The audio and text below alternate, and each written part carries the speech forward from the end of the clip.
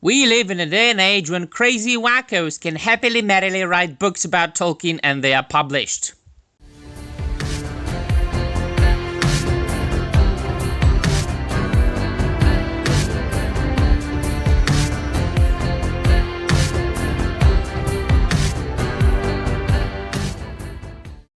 Wes, hi everybody, and welcome to yet another video, and welcome to European Lore, my dear friends, a channel of a humble European fella, a channel of a man who has devoted his entire personal and academic life to the finer things, to the greats of the fantasy and science fiction genre of the 20th century, as well as Old English literature and language, and that is why this channel is from a huge part devoted to defending these great works of art against vile creatures of Prime Video, Disney, and psychotics like this. Please, my dear friends, do look at the screen, and if you care about the legacy of good authors and good people in general, people that represent the good in the world, like Professor Tolkien, just consider subscribing to this channel, because I am here to point out things like this. And with this, I'd like to thank my dear friend on Twitter, Tolkien Polska, who has brought my attention to this.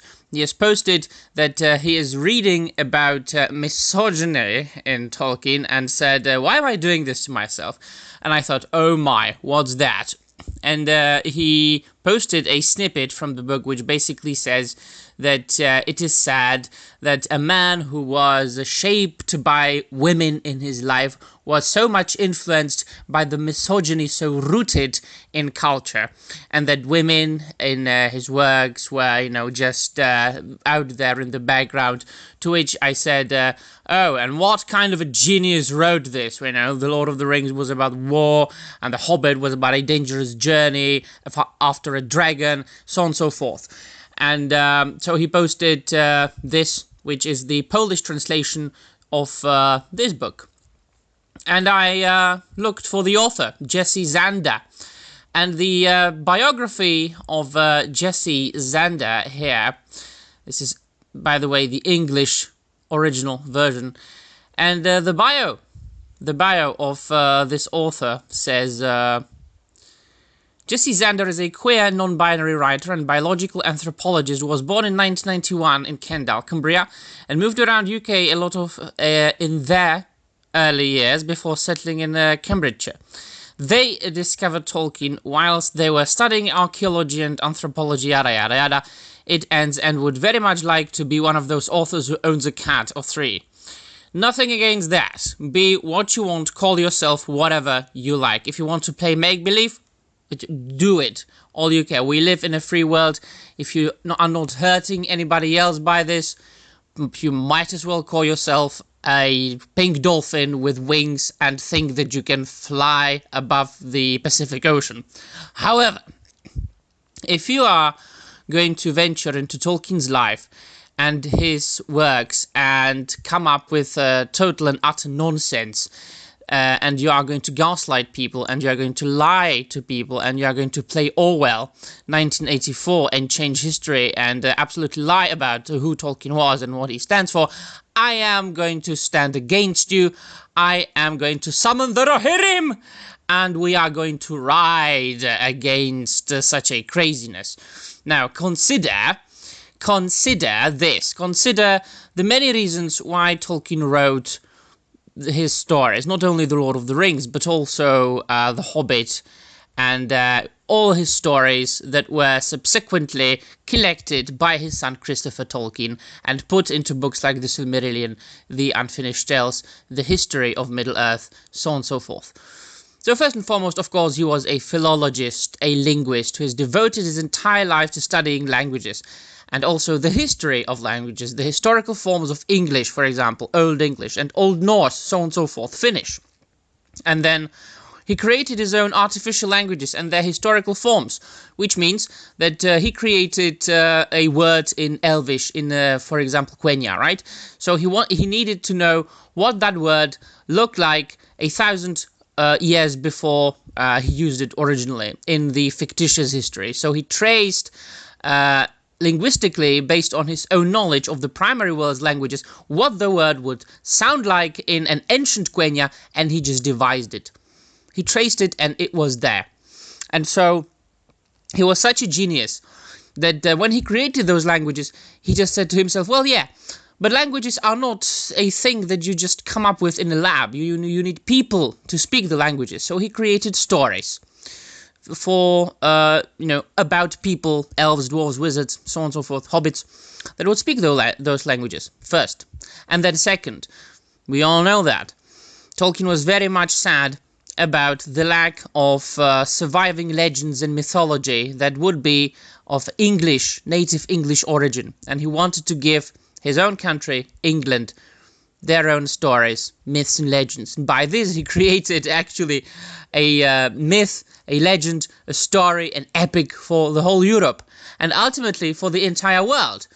Because people all around the world have been enjoying his works, his stories for decades. And there is no difference in their entertainment, in their enjoyment of the book, based on their origin, their color of their skin, their gender, so on and so forth. Everybody has been enjoying Tolkien's works. Also because they are highly archetypal. Tolkien wrote his stories in an old-fashioned, ancient, romantic way that has been proved and tried through hundreds of years. And so they are timeless. And that's why they have become so popular. But also, there is another thing, there is another aspect that influenced and inspired Tolkien, despite the fact that it is the Tolkien is a father of modern 20th century fantasy genre. And that he introduced and brought into the world many aspects and concepts that people have copied many times afterwards, never really approached the quality of the man. Many fantasy authors tried to be like him. Many fantasy authors adopted the aspects and features of his works. Nobody has even come close. Even though he came up with so many original things. Tolkien was himself inspired and influenced by many things like history, mythology, legends, folklore of the ancient Europe, also his own faith, and his own life experiences. This is not saying that The Lord of the Rings is an allegory on something. He abhorred allegory. He was talking about that many times in his life and writing about that too. But you can never avoid your own life, your own experiences, and that which you know, and that who you are, to influence that which you write. And one of the things that influenced him was, of course, his experiences from the First World War, which famously, he fought there at the Battle of Somme. He started writing the Book of Lost Tales, which ultimately is the Silmarillion, in the trenches of the First World War. And he was inspired by his friends in the war. He lost them all, most of them, in war. And that was, or had, huge impact on him. And so The Lord of the Rings and The Hobbit, they are basically and virtually books about war, about dangerous journeys, about companionship, and about friendship. He stated many times that Samwise Gamgee and Frodo and their relationship is basically what he experienced with his own friends. He wrote about friendship and the strength of friendship. And historically, please, do not tell me that you think that historically hundreds and thousands of women went to war. Don't tell me that historically, if there was a dangerous task to be performed, a very tough, physically, psychologically and mentally, in which you could find yourself in great peril, many women went to that journey, or on that journey, and performed these tasks. No, war is for men. Danger is for men.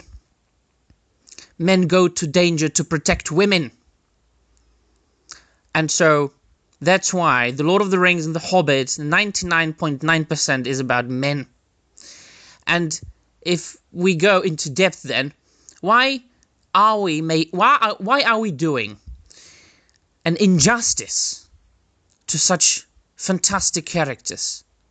as Eowyn or Luthien, and so on and so forth. 2 examples for all of them.